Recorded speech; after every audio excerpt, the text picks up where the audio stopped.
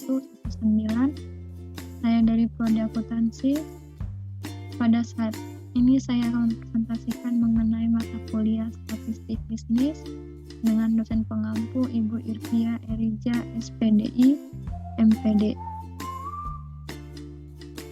Pada saat ini saya akan mempresentasikan mengenai kualitas dan produktivitas.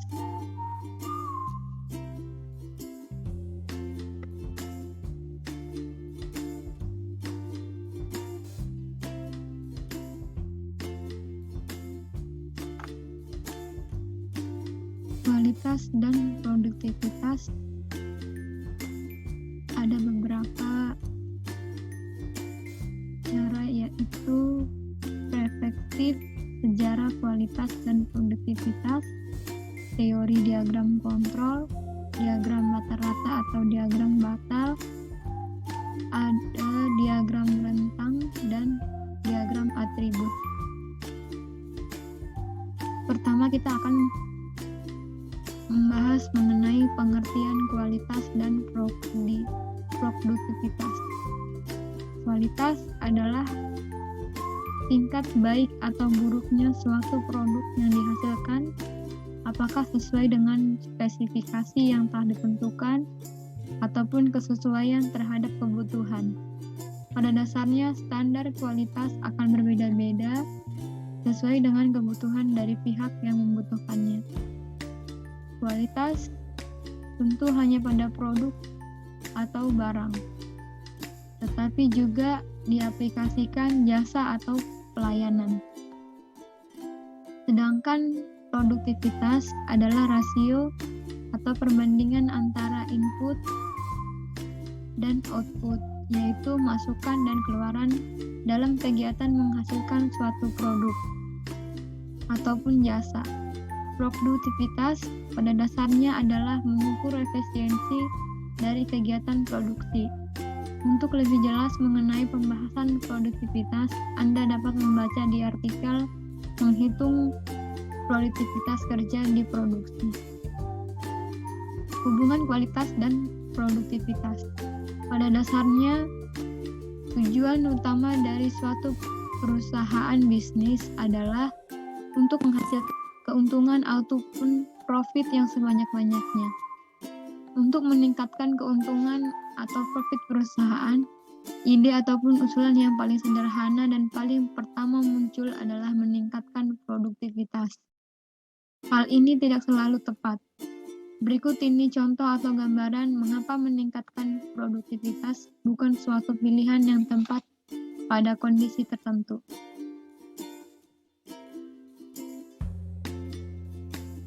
Perusahaan X adalah sebuah perusahaan manufacturing elektronika yang memproduksi DVD player. Setiap harinya perusahaan tersebut berhasil menghasilkan output 1000 unit dengan rata-rata tingkat deviance atau cacat adalah 5%. Untuk meningkatkan profit, manajemen perusahaan kemudian memutuskan untuk meningkatkan produktivitas hingga 10%. Artinya, setiap hari perusahaan harus menghasilkan 1100 unit. Keputusan meningkatkan produktivitas dengan menambahkan jumlah output produksi ini membuat karyawan perusahaan tertekan, stres, dan ketakutan. Tetapi, karena merupakan kebijakan dan instruksi dari manajemen, karyawan perusahaan tersebut tetap berusaha untuk memenuhinya. Akan tetapi, tingkat kerusakan deviance produk yang dihasilkan bertambah dari yang sebelumnya rata-rata 5% per hari menjadi rata-rata 12% per hari.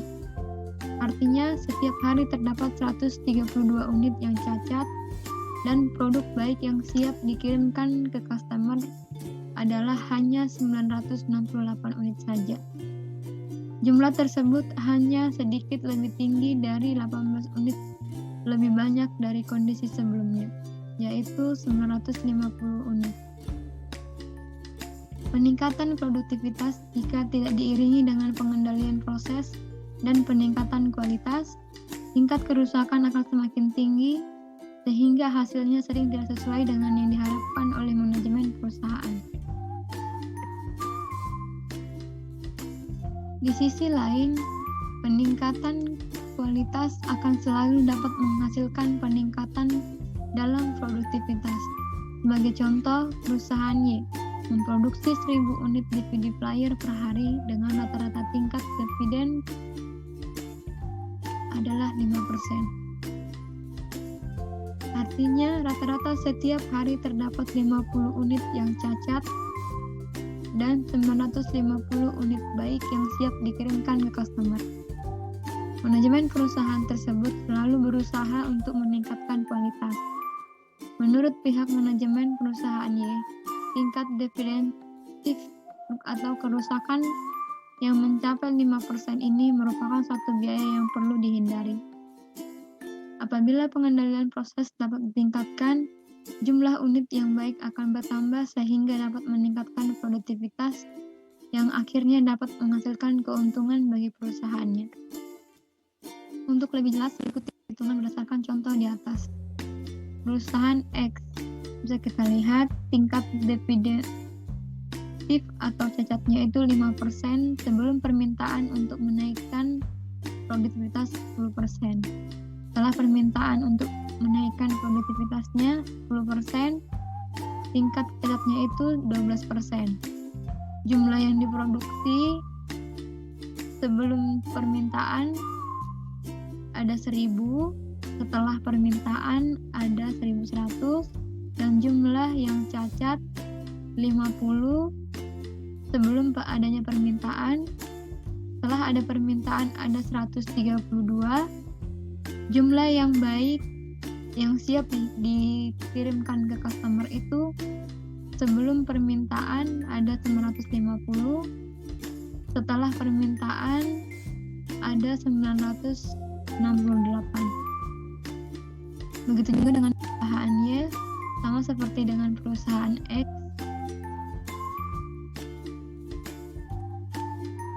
Coba kita lihat perbedaan pada hasil dari perusahaan X dan perusahaan Y. Perusahaan Y yang berusaha untuk mengendalikan proses untuk meningkatkan kualitas produksi berhasil meningkatkan outputnya menjadi 980 unit. Sedangkan perusahaan X yang diperintahkan untuk menambahkan 10% produktivitasnya malah menghasilkan jumlah output baik yang lebih rendah daripada perusahaan Y yang meningkatkan kualitasnya. Contoh di atas hanya sebagai gambaran bagaimana peningkatan kualitas dapat mempengaruhi peningkatan produktivitas dalam kegiatan produksi. Manajemen perusahaan harus mampu menemukan cara untuk menyeimbangkan peningkatan kualitas dan produktivitas. Terlalu menekankan peningkatan akan mengorbankan kualitas yang mungkin pada akhirnya juga akan menurunkan output produksi. Sedangkan terlalu menekan peningkatan kualitas mengorbankan produktivitas juga akan menimbulkan biaya operasional yang tinggi. Oleh karena itu, peningkatan kualitas dan produktivitas harus dilakukan secara bersamaan tanpa mengorbankan salah satunya. Dengan meningkatkan kualitas dan produktivitas secara bersamaan, perusahaan akan menikmati keuntungan seperti harga produksi yang lebih rendah, mengurangi biaya bekerja ulang, meningkatkan kepuasan pelanggan, dan tentunya meraih profit yang lebih besar. Kita masuk pada perspektif sejarah kualitas dan produktivitas. Menurut Juran, kualitas produk merupakan kecocokan penggunaan produk untuk memenuhi kebutuhan dan kepuasan pelanggan. Dalam menilai kualitas, terdapat beberapa perspektif atau pendekatan yang dapat dilakukan. Pada artikel kali ini, kita akan membahas mengenai perspektif dalam kualitas. Mari kita mulai. Menurut Garvin dalam Lovelock, ada 5 perspektif kualitas yang dapat digunakan dalam menilai suatu produk.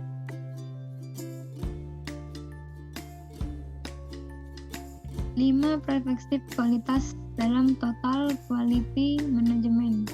yaitu yang pertama transcendental approach produk, yang kedua product based approach, yang ketiga user based approach, dan keempat manufacturing based approach, dan yang kelima value based approach.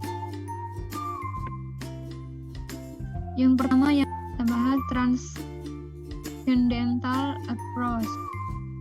Pendekatan kualitas yang pertama ini lebih berfokus kepada kualitas yang dapat dirasakan dan juga dapat diketahui. Artinya dalam transcendental approach, kualitas bisa dirasakan atau diketahui, akan tetapi sulit untuk dipersonalkan. Penerapan perspektif ini biasanya dalam seni musik, seni tari, seni rupa, dan juga drama. Perusahaan dapat melakukan promosi produk dalam suatu pernyataan, misalnya tempat belanja, menyenangkan pada supermarket, kecantikan wajah pada kosmetik, dan elegan pada mobil.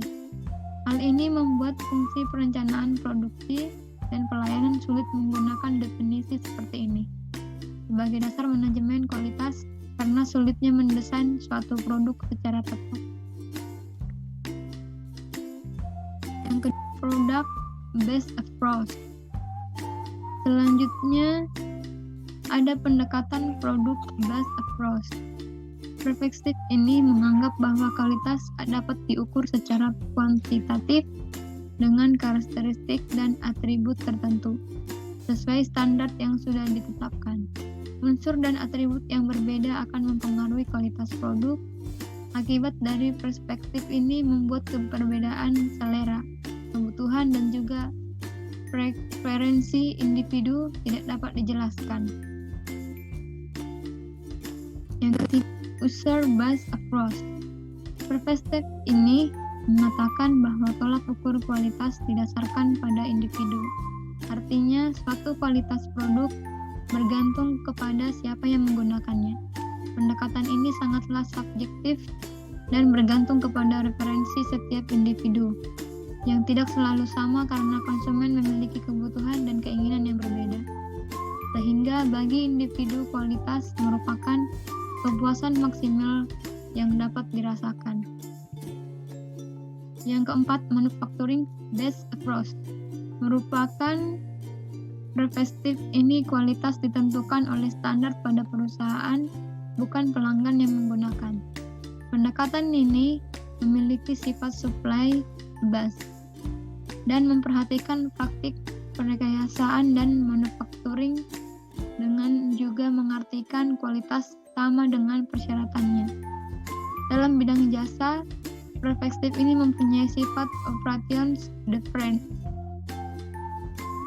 Pendekatan ini lebih berfokus pada penyesuaian spesifikasi yang dikembangkan secara internal, seringkali didorong oleh tujuan peningkatan produktivitas dan penekanan biaya. Yang kelima, value based approach. Terakhir adalah perspektif kualitas yang didasarkan pada nilai dan harga. Suatu dianggap berkualitas jika memiliki nilai dan harga yang tinggi, karena dalam hal ini ada pertimbangan trade-off antara kinerja, produk, dan harga. Produk yang mempunyai kualitas tinggi belum tentu produk yang bernilai. Namun yang paling bernilai adalah produk yang paling tepat dibeli, yaitu bisa dibilang best buy. Dalam ilmu matematika tentunya kita sudah tidak asing lagi dengan istilah diagram. Apa itu diagram? Pengertian diagram adalah gambar sederhana yang memuat garis dan simbol di dalamnya untuk menjelaskan secara garis besar struktur objektif tertentu. Diagram secara umum memang dapat dibagi menjadi beberapa macam, yaitu diantaranya diagram kontrol atau control chart adalah sebuah grafik yang memberikan gambaran tentang perilaku sebuah proses. Diagram kontrol ini digunakan untuk memahami apakah sebuah proses manufacturing atau proses bisnis berjalan dalam kondisi yang terkontrol atau tidak. Sebuah proses yang cukup stabil tetapi berjalan di luar batas yang diharapkan. Harus diperbaiki untuk menemukan akar penyebabnya untuk mendapatkan hasil perbaikan yang fundamental. Di sini ada contoh diagram kontrol, bisa kita lihat.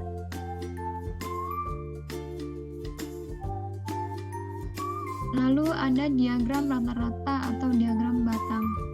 Cara menentukan rata-rata diagram batang pada umumnya dapat dilakukan dengan mudah. Caranya yaitu data di dalamnya harus dijumlahkan terlebih dahulu. Data yang telah dijumlahkan kemudian dibagi menjadi banyaknya data. Cukup mudah bukan? Nah, pada kesempatan kali ini saya akan menjelaskan tentang rumus rata-rata diagram batang beserta contoh soal rata-rata diagram batang. Untuk lebih jelasnya dapat Anda simak. Diagram batang dapat dinamakan dengan diagram balok. Diagram batang adalah grafik yang menunjukkan set atau angka berbentuk bujur sangkar atau persegi panjang yang mewakili frekuensi sebuah nilai data tertentu. Grafik batang secara umum berguna untuk menggambarkan perubahan data penelitian atau nilai objek selama periode waktu tertentu. Rumus diagram atau diagram batang memiliki penyajian khusus untuk menjelaskan sebuah objek atau data tertentu. Penyajian diagram batang tersebut memang dibuat sedemikian rupa agar nilai data-datanya dapat diketahui. Cara menentukan diagram batang ini dapat dilakukan dengan rumus seperti berikut. Rata-rata sama dengan jumlah data dibagi banyak data. Contoh soal diagram batang yaitu agar Anda lebih memahami mengenai rumus diagram batang, maka saya akan membagikan contoh soal terkait rumus tersebut.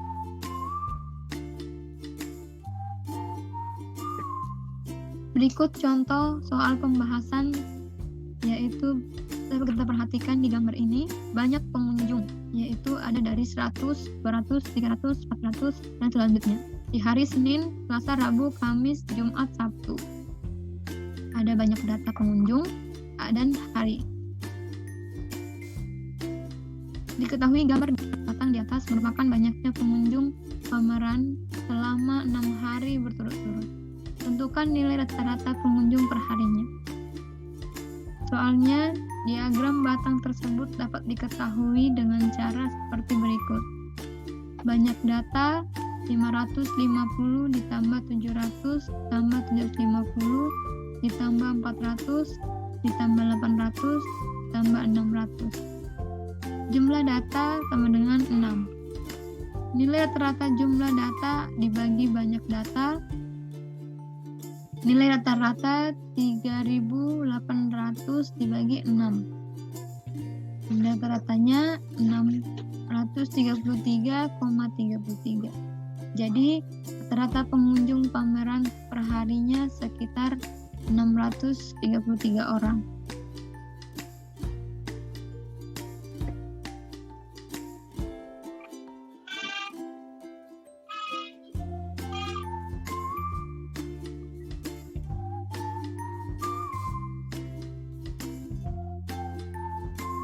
Selanjutnya kita akan masuk mengenai diagram rentang. Jangkauan atau rentang dalam sekelompok data kuantitatif akan terdapat data dengan nilai terbesar dan data dengan nilai terkecil. Rentang atau disebut juga dengan jangkauan adalah selisih antara data dengan nilai terbesar dengan data nilai yang terkecil, yaitu R sama dengan X max dan X min dikurang X min, di mana RR adalah range atau jangkauan atau rentang. X max adalah nilai data yang paling besar dan X min nilai data yang paling kecil.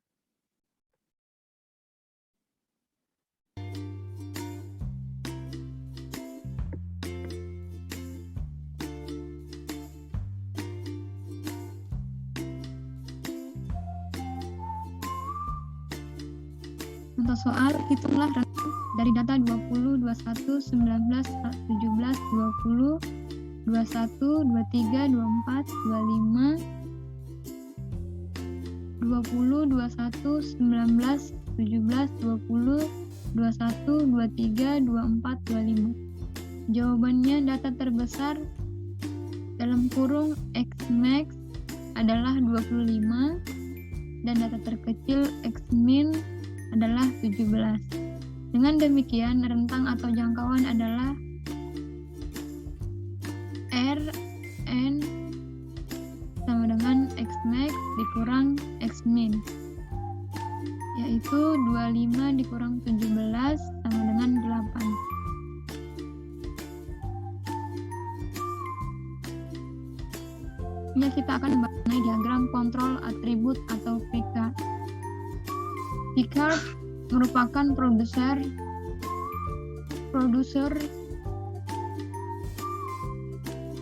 Picard merupakan prosedur yang digunakan untuk mengukur proporsi ketidaksesuaian dari item-item dalam kelompok yang sedang diinspeksi, bertujuan untuk mengendalikan proporsi produk cacat yang dihasilkan dalam suatu proses. Proporsi yang tidak memenuhi syarat merupakan rasio banyaknya item yang tidak memenuhi syarat dalam suatu kelompok terhadap total banyaknya item dalam kelompok tersebut. Jika item tidak memenuhi standar pada suatu atau lebih karakteristik yang diperiksa, maka item tersebut digolongkan tidak memenuhi syarat. Rumus diagram kontrol atribut Picard sebagai berikut. P sama dengan center line control card dikurang proporsi cacat. N sama dengan jumlah sampel yang diambil tiap observasi. UCL sama dengan P ditambah 3. P sama dengan dalam kurung 1 dikurang P per N. LCL sama dengan P dikurang 3 kuadrat P dalam kurung 1 dikurang P per N. Contoh kasusnya itu PT Softdrink adalah salah satu perusahaan penghasil sirup yang berlokasi di Jakarta. Jenis sirup yang dibuat oleh perusahaan adalah sirup yang dengan rasa buah-buahan, khususnya buah kiwi, beserta variannya. Perusahaan ingin menggunakan diagram kontrol P atau Picard untuk mengendalikan banyaknya cacat yang terjadi di bagian produksi. Quality Assurance Department melakukan pengumpulan data banyaknya sirup yang cacat produksi selama 25 hari dengan hasil sebagai berikut. Ada yaitu no sample, sampel, dan sampel rusak. Kita lihat di tabelnya.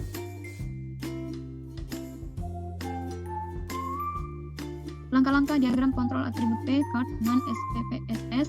Klik Analyze Quality Control, lalu Control Card, pilih atribut card P, NP, klik Test R Subgroup, masukkan variabel sampel rusak ke dalam kolom number non-conforming, klik Sample Size, masukkan variabel sampel ke kolom variabel, klik tombol title, beri nama Picard Syrup, klik tombol Control Rules, select All Control Rules, klik Continue, kemudian OK. Pada hasil diagram kontrol P atau Picard di atas, nilai kontrol limitnya adalah UCL sama dengan 0,04,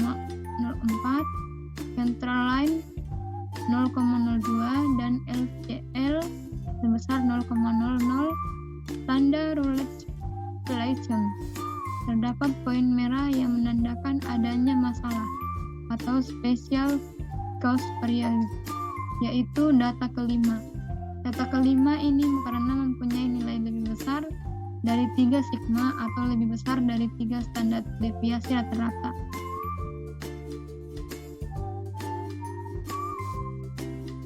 saya ini saya ambil dari berbagai sumber. Dapat kita lihat ini ada beberapa sumber. Bisa diklik juga untuk memperdalam. Sekian untuk presentasi saya ucapkan terima kasih.